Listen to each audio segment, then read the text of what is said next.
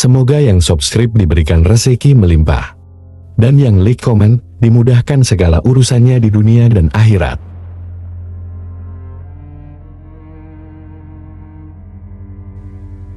Di sebuah desa terpencil di Jawa Tengah, terdapat kisah kelam yang hanya dibicarakan dengan bisik-bisik di kalangan penduduk setempat. Desa itu terkenal dengan suasananya yang mencekam, terutama setelah matahari terbenam. Mereka yang tinggal di desa tersebut sudah terbiasa dengan keheningan yang mencekam.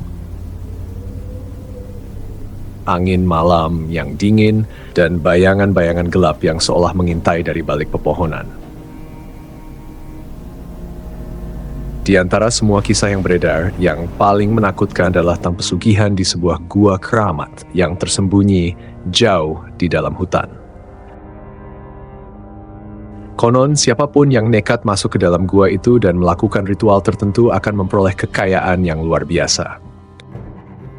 Namun, kekayaan itu bukan tanpa harga.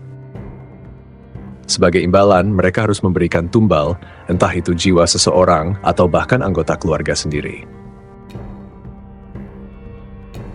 Pak Surya adalah seorang pria parubaya yang hidupnya selalu dirundung kesulitan. Toko kecilnya di ujung desa hampir bangkrut, dan keluarganya berada di ambang kelaparan. Setiap hari dia hanya bisa termenung memikirkan nasib buruk yang menimpa keluarganya. Suatu malam, saat ia sedang duduk di teras rumahnya, seorang pria tua dengan pakaian serba hitam datang menghampirinya. Pria itu berbicara dengan suara yang dalam dan serak. "Pak Surya, saya tahu apa yang sedang kau alami," kata pria tua itu dengan senyum misterius di wajahnya. "Jika kau ingin semua masalahmu hilang, datanglah ke gua keramat di hutan itu. Di sana kau akan menemukan jawaban atas segala penderitaanmu." Pak Surya terkejut dan sedikit curiga, namun keputusasaan mengalahkan rasa takutnya. Setelah berpikir panjang, akhirnya dia memutuskan untuk mengikuti saran pria tua itu.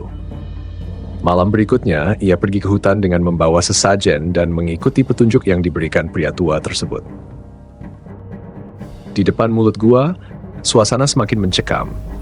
Angin berhembus kencang dan suara-suara aneh terdengar dari dalam gua.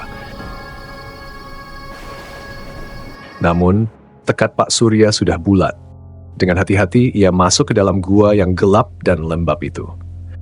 Setelah berjalan beberapa meter, ia melihat sebuah altar batu dengan ukiran-ukiran kuno yang tidak dikenalnya. Di altar itu, terdapat sebuah mangkuk besar yang dipenuhi darah segar. Tiba-tiba, dari kegelapan muncul sesosok makhluk besar dengan wajah yang menyeramkan dan mata yang bersinar merah. Makhluk itu berbicara dalam bahasa yang aneh, namun Pak Surya entah bagaimana bisa mengerti. "Apa yang kau inginkan, manusia?" tanya makhluk itu dengan suara yang menggema di seluruh gua. "Saya ingin kekayaan. Saya ingin semua masalah saya selesai," jawab Pak Surya dengan suara gemetar. Makhluk itu tertawa pelan. "Kekayaan memang bisa menjadi milikmu. Kau harus memberikan tumbal setiap tahun. Jika tidak, maka aku akan mengambil nyawamu dan seluruh keluargamu." Dengan rasa takut namun juga serakah, Pak Surya menyetujui perjanjian itu. Setelah menyelesaikan ritual, ia pulang dengan perasaan lega, namun juga dihantui oleh konsekuensi dari perjanjiannya. Tak lama setelah perjanjian itu, hidup Pak Surya berubah drastis. Toko kecilnya tiba-tiba ramai pembeli dan kekayaannya bertambah setiap hari. Ia mampu membeli tanah yang luas, membangun rumah besar, dan hidup dalam kemewahan.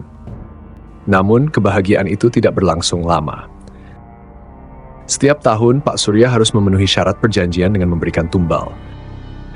Awalnya, ia mengorbankan hewan-hewan peliharaan. Tapi semakin lama, makhluk dari gua itu meminta lebih banyak. Tumbal berikutnya adalah manusia. Dan yang lebih menakutkan, makhluk itu menginginkan anggota keluarganya sendiri. Pak Surya mulai kehilangan akal sehatnya. Setiap tahun, rasa takut dan kutukan semakin besar. Tetapi ia juga tidak bisa lari dari kekayaan yang telah mengikatnya. Suatu malam, ketika ia sedang tidur, ia mendengar bisikan-bisikan di telinganya. Bayangan-bayangan gelap mulai menghantui rumahnya, dan ia sering melihat sosok-sosok menyeramkan di sekitarnya. Kehidupannya berubah menjadi mimpi buruk. Istri dan anak-anaknya mulai sakit-sakitan dan meninggal satu persatu. Pak Surya hanya bisa menangis dan meratapi nasibnya. Namun ia tidak bisa melarikan diri dari perjanjian yang telah ia buat. Tahun demi tahun berlalu, dan akhirnya tiba waktunya untuk memberikan tumbal terakhir. Kali ini makhluk itu meminta nyawa Pak Surya sendiri. Ia mencoba melarikan diri, namun kemanapun ia pergi, bayangan gelap selalu mengikutinya. Di malam terakhir hidupnya, Pak Surya kembali ke gua itu berharap bisa membatalkan perjanjian. Namun makhluk itu sudah menunggunya. Dengan tawa yang menakutkan, makhluk itu merenggut nyawa Pak Surya. Jeritannya menggema di seluruh hutan, namun tidak ada yang mendengarnya.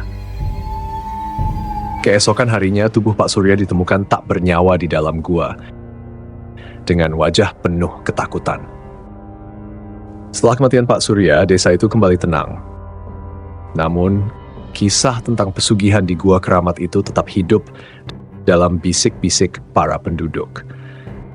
Mereka yang mendengar kisah ini tahu bahwa kekayaan yang diperoleh melalui pesugihan bukanlah berkah, melainkan kutukan yang akan membawa kehancuran bagi siapapun yang berani mencobanya. Cerita ini mengingatkan kita bahwa segala sesuatu yang diperoleh dengan cara yang tidak benar, terutama melalui jalan yang kelam, akan membawa bencana yang lebih besar di kemudian hari.